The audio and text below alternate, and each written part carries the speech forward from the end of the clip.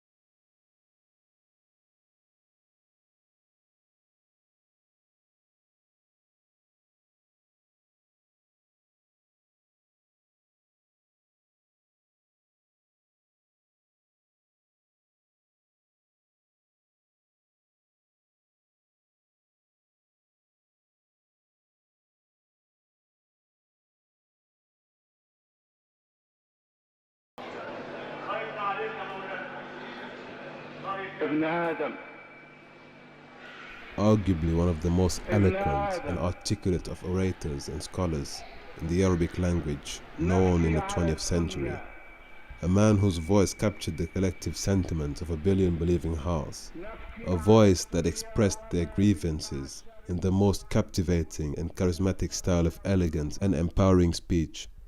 This is the remarkable story of how the courage and determination of an ordinary child helped him overcome the hurdles of physical disability and empowered him to transcend the heights and limits of brilliance in his passionate pursuit of justice, truth, and equality.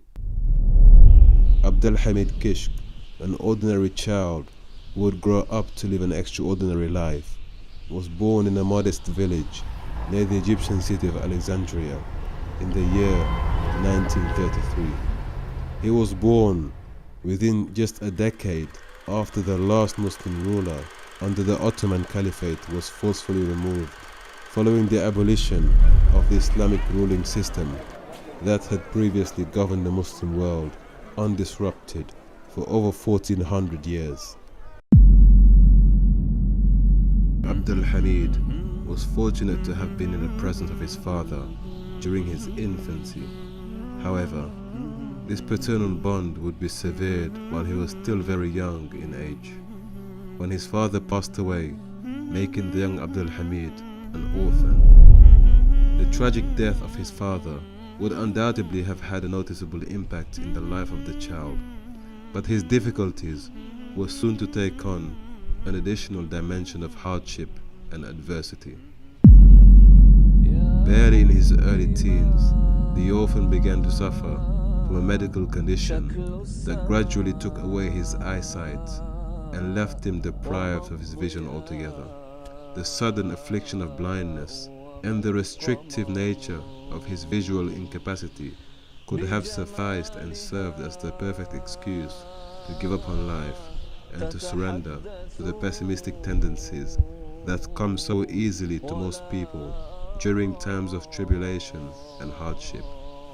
Yet in the life of Abdulhamid Kishk, such hurdles proved to be agents of positive change and catalysts for his advancement and eventual growth. His visual impairment became a motivation rather than an impediment.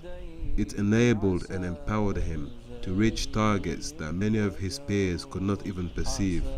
His early losses and afflictions stirred in him the spirit of determination and purpose, and infused his heart with the ardent desire to excel in his studies despite being blind.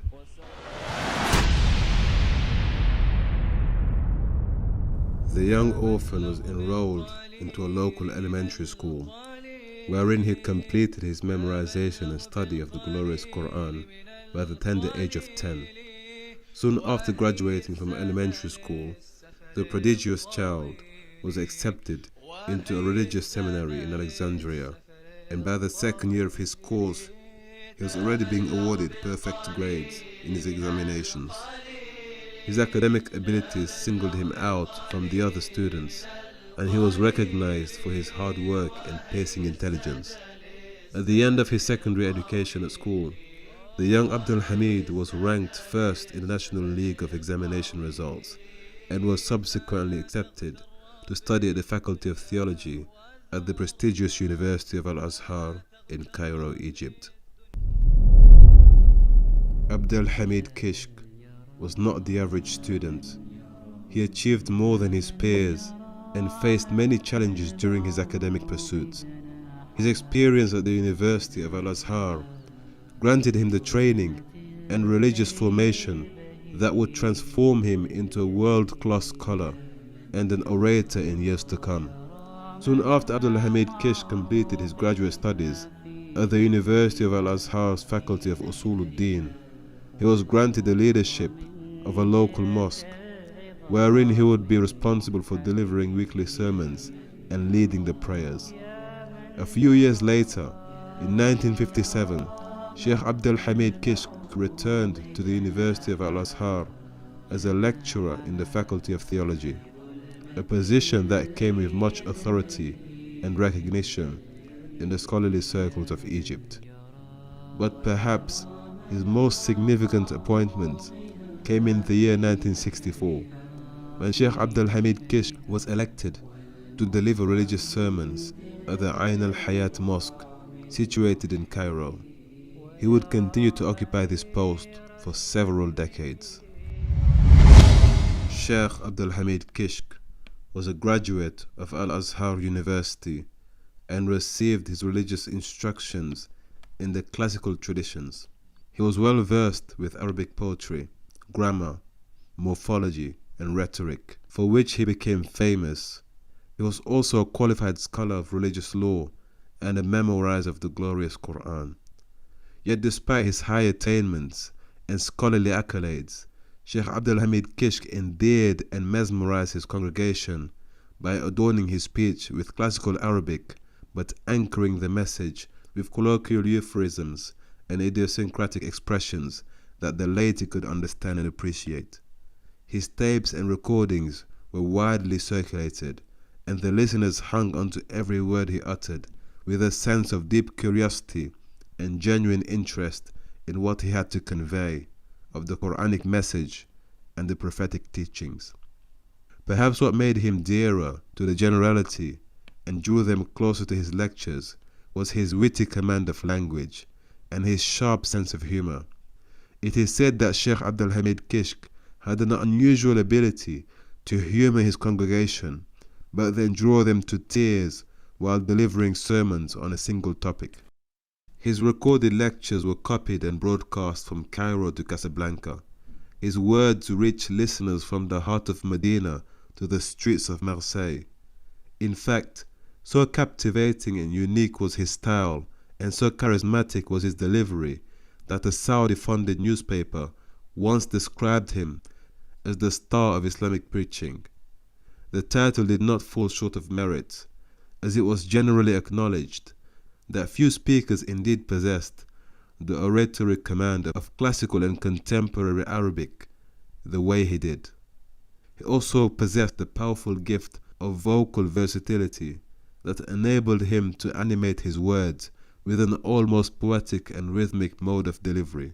It is not an exaggeration to claim that the Sheikh's panoramic grasp of Islamic and Arab culture, coupled with his phenomenal ability to improvise and respond to critics on the spot, made him a rare sight indeed. His subject matter was also different from the norm. He would inject a healthy dose of reality into his sermons by openly addressing the oppressive nature of the socialist regimes, the tyranny of Arab military dictatorships, and the peace treaties signed with Israel. He even objected openly to the complicity of Al-Azhar in some of the injustices.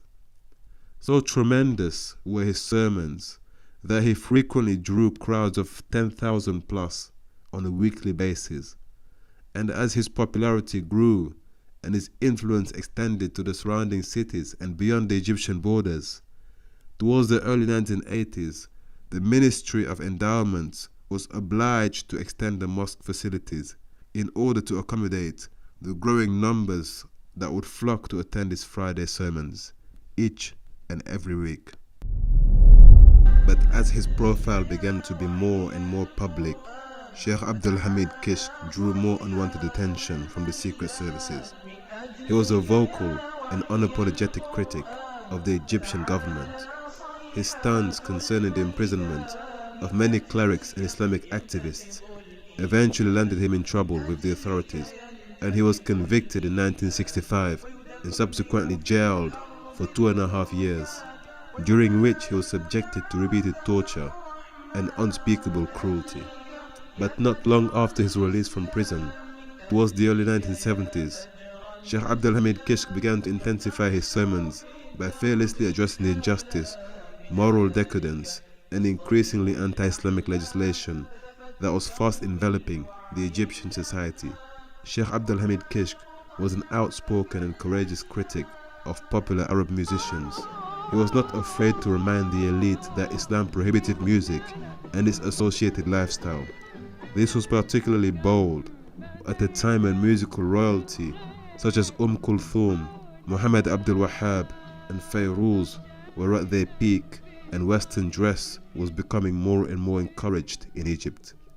Sheikh Abdulhamid Kishk was also critical of the oppressive laws and legislation that were disproportionately directed towards Muslim activists, lecturers, and ideologues. He spoke out in defense of many political prisoners and openly supported the right for Muslims to defend and uphold their religious identity by growing the beard and wearing the headscarf in public. By the year 1976, Abdulhamid Kishk was becoming a serious obstacle for the authorities. His direct and brazen honesty in the face of power only made him more and more feared and detested by the political class. This became a greater problem following the presidency of Anwar Sadat and his involvement at the Camp David peace treaty with Israel. Criticism and angry responses from many Islamic organizations resulted in the president's orders for the mass imprisonment of many scholars and orators during the famous September Resolution. Sheikh Abdulhamid Kishk was one of the key personalities targeted during this crackdown operation. As the confrontation grew more serious and more attention was being paid to the Sheikh, he was arrested and apprehended a few more times by the authorities, and in the year 1981, shortly before Anwar Sadat's assassination, Sheikh Abdulhamid Kishk was arrested once more. He was eventually granted freedom during the presidential rule of Hosni Mubarak, under the strict condition that he discontinued his public speaking engagements. Sadly, following his release from prison in 1982, the Sheikh did not return to his mosque to deliver any more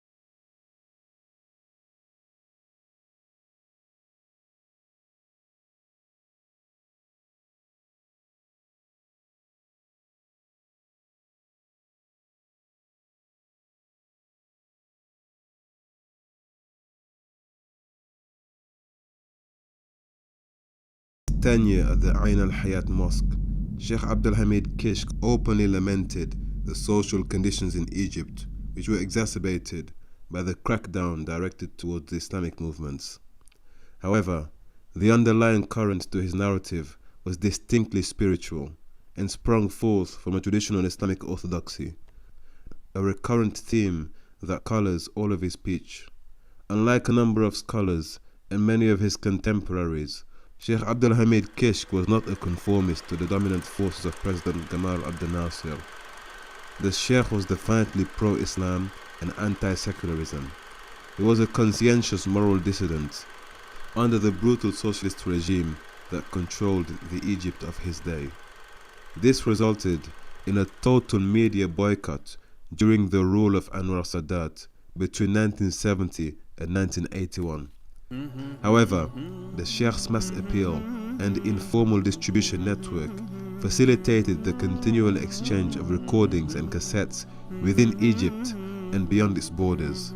However, some of his critics are gravely mistaken in characterizing Abdulhamid Kishk as a political figurehead.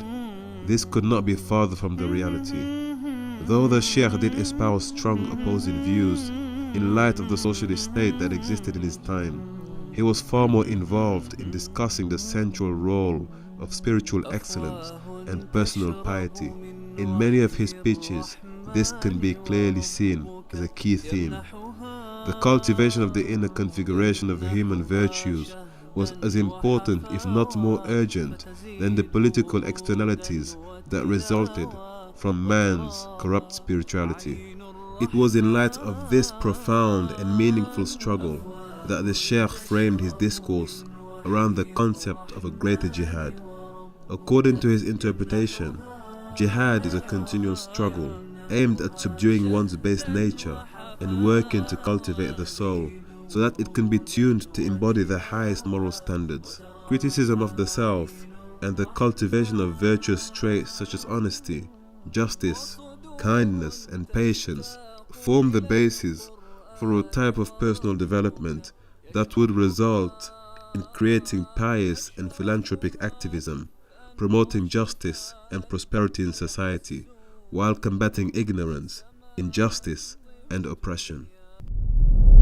فعندما أدخل الله تعالى آدم وحواء الجنة قال لهما فلا يخرجنكما من الجنة فتشقى ولم يقل فلا يخرجنكما من الجنة فتشقيا، إذ أن الرجل هو الذي عليه التكاليف كلها، فإذا خرج من الجنة فهو الذي سيشقى وراء لقمة العيش لأنه مكلف بذلك، ومن ثم فإن الله أمده بقوة في جسمه ليواجه أعباء الحياة. أما المرأة فإن رسالتها رسالة سامية وسامية جدا، إذ هي المدرسة التي تقوم بتربية النشء الصالح، ومن ثم فلا عجب إذا شبهت بأنها مصباح البيت. أمدها الله بقوة في عاطفتها وحنانها لتستطيع أن تغذي طفلها وتربيه وتنشئه وتصبر على ما يعود عليه من هذا الطفل من سهر بالليل وعناء بالنهار. ومن هنا فإن العلماء الباحثين يقررون أن الأمة عندما ترضع ولدها لا ترضعه لبنا فقط، إنما ترضعه حنانا وتغذيه بعطفها، بحيث أن الطفل إذا ترك صدر أمه تراه يبكي، فإذا حملته سيدة أخرى غير أمه واصل البكاء، فإذا عاد إلى صدر أمه كف عن البكاء. فمن الذي أدراه أن هذه أمه؟ قالوا إنه يعلم صدر أمه بدقات قلبها. Sheikh Abdulhamid Kishk was a courageous and selfless champion of the common people. Much of his life was given to learning and teaching others. Though he spent a significant portion of his life under the oppression and watchful surveillance of the authorities, and eventually had to serve a number of years in jail, he was still loved and deeply admired by the people, and he continued to inspire hope and optimism in the hearts of a believing people. But as his final day dawned upon him, during the last hour of his eventful life, Sheikh Abdulhamid Kishk prepared himself for the Friday prayers by performing his ablution and heading towards the mosque. He entered the gathering and stood up to perform 2 light units of prayer. It was during the second rak'ah that he went down into prostration and drew close to his Creator. He never raised his head again.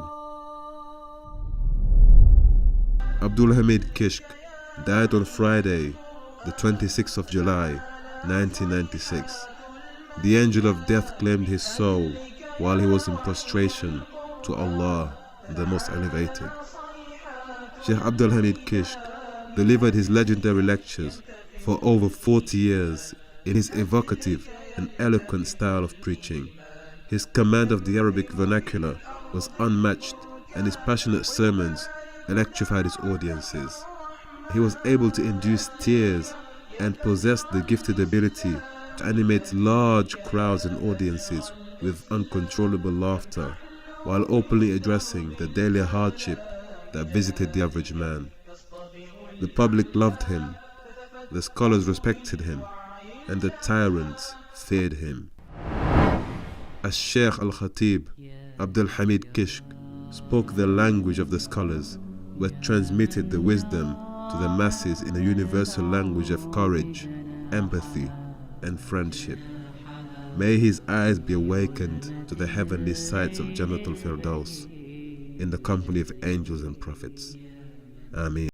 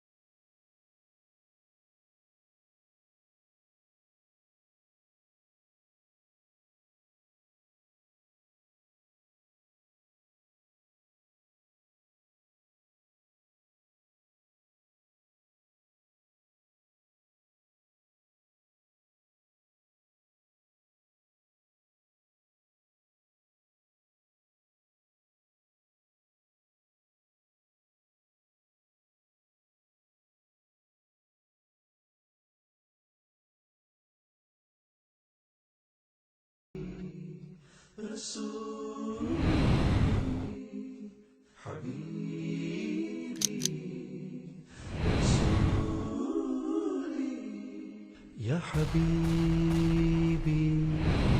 يا رسولي يا حبيبي يا رسولي